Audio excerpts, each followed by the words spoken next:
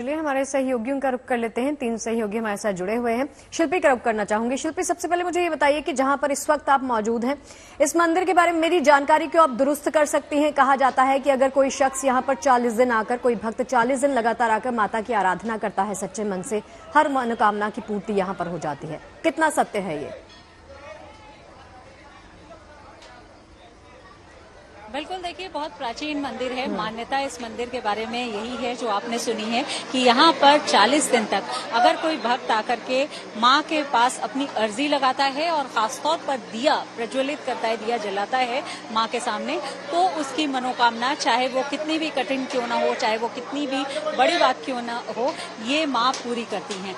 और ये भी साथ में कहा जाता है कि जो यहाँ पर भक्त आते हैं वो कहीं ना कहीं इस बात को ये करते हैं कि माँ के सामने रखते हैं और अपने मन ही मन ये सोचते हैं और ये सोच करके जाते हैं कि जब उनकी बात पूरी होगी तो यहाँ पर वो पुष्पों से सज्जा करेंगे। यहाँ पुष्प सज्जा का विशेष महत्व है। आप देखिए, अभी तो नवरात्र में अंदर पीले पुष्पों से सज्जा आप देख पा रही होंगी, लेकिन जिन भक्तों की मनोकामना पूर्ण होती है वो अलग अलग दिन पुष्पों से सज्जा के लिए यहाँ पर अर्जी लगाते हैं और वो उसके अपनी मनोकामना पूर्ण होने के बाद माँ की पुष्पों से सज्जा माँ के मंदिर की करते हैं। तो ये एक बात यहाँ की है। दूसरी जो सबसे खास बात है वो यहाँ का विग्रह है, क्योंकि ऐसा विग्रह पूरे भारत में कहा जाता है कि कहीं नहीं है जहाँ लक्ष्मी और नारायण स्थापित हैं। यानी 2 विग्रह आप देख पा रही हैं, लक्ष्मी और नारायण की, और लक्ष्मी नारायण के स्वरूप के रूप में माँ काली की पूजा होती है। इसके पीछे ये कहा जाता है कि एक बार इस मंदिर पर जब आक्रांताओं ने आक्रमण किया तो पुजारी जी ने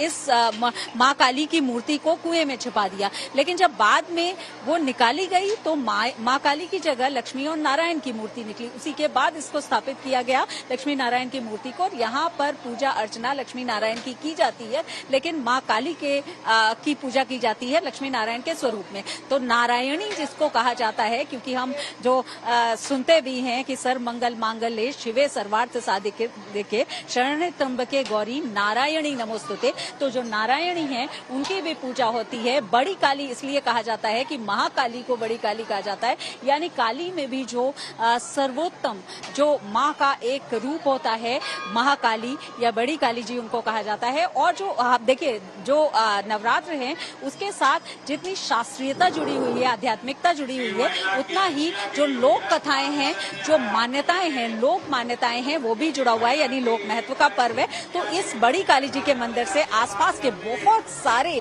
जो जिले हैं लखनऊ के आसपास, उनकी मान्यता जुड़ी हुई है और कई लोगों की कुलदेवी भी हैं। तो यहाँ लोग आते हैं, पूजा अर्चना करते हैं और जैसा अभी आपने सुना भी था कि लोगों की मनोकामना माँ पूर्ण करती हैं, किसी को भी निराश नहीं करती हैं। और जो शारदीय नवरात्र होता है अपने आप में उसका विशेष महत्व इसलिए भी होता है क्योंकि राम ने ही इस समय में माँ की यानी देवी माँ की पूजा की थी रावण वध के लिए, रावण के संहार के लिए। और उसके बाद जब उनको अस्त्र शस्त्र और माँ की शक्ति प्राप्त हुई तब उन्होंने रावण का संहार किया।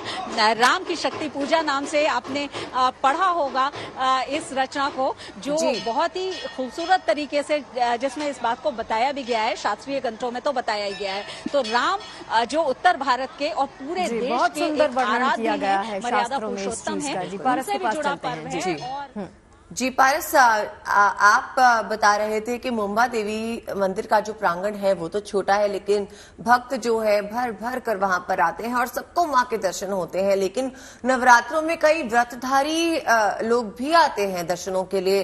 क्या उनके लिए कोई खास व्यवस्था वहां पर की गई है? क्या वहां पर भंडारा भी चलता है? जी बिल्कुल, जो मंदिर का प्रांगण है वो बहुत छोटा है और यहाँ पे जिस हिसाब से लोग आते हैं, और लोग मुंबई हो, महाराष्ट्र हो या भारतवर्ष के अलग अलग जगहों से पहुँचते हैं, जब ये लोग प्रांगण में पहुँचते हैं घंटों तक जो है कतारों में खड़े रहते हैं, तो उसके लिए इंतजाम जरूर किए गए हैं। मंदिर प्रांगण में ही बहुत सारे लोग जो है वो सेवा भाव से पानी हो, प्रसाद हो या भंडारे जैसा एक छोटा सा काउंटर जो है वो लगाते हैं और लोगों को सेवा प्रदान करते हैं। हर साल भारी भीड़ होती है यहाँ पर। मंदिर की तरफ से भी बहुत सारे अरेंजमेंट किए जाते हैं। यहाँ मंदिर जो आप परिसर देख रहे हैं, अभी अगर आप सामने देखें, सामने कतार देखें तो देखिए किस तरीके से लोग यहाँ माता जी के दर्शन के लिए पहुँचते हैं। तो इसके हिसाब से यहाँ पर हर साल बहुत सारे इंतजाम करे जाते हैं जो कि बहुत ज़्यादा जरूरी है, अनिवार्य है। उसके अंतर्गत यहाँ पर जो पानी की सेवा है वो लोगों द्वारा दी जाती है। देखिए किस तरीके से प्रसाद के लिए यहाँ पर पंडितों की एक अलग टीम खड़ी करी गई है, जो जितने भी लोग यहाँ पहुँचते हैं वो सारे लोगों को प्रसाद बिना नहीं जाए कोई भी, तो उसके लिए इन लोगों को यहाँ पर रखा गया है। सारे लोग जो भी यहाँ दर्शन करते हैं उसके बाद प्रसाद दिया जाता है, माता जी का हार दिया जाता है, चुनरी दी जाती है, उसके बाद भक्त जो है वो बाहर जाते हैं। यहाँ पर भक्तिमय माहौल ऐसा होता है और लोगों को इतनी श्रद्धा है मां मुंबा देवी पर कि लोग पूरी रात खड़े रहते हैं। जब शुरुआत का पहले 2 दिन होते हैं अदिति और शगुन का, तो लोग जो है रात से ही यहाँ पर कतार लगाना शुरू कर देते हैं। लोगों को पहले दिन माता जी के दर्शन करना ही होता है, तो उसके लिए लोग एक दिन पहले यहाँ पहुंच जाते हैं। पहुंचने के बाद लगातार लंबी कतारों में खड़े रहते हैं।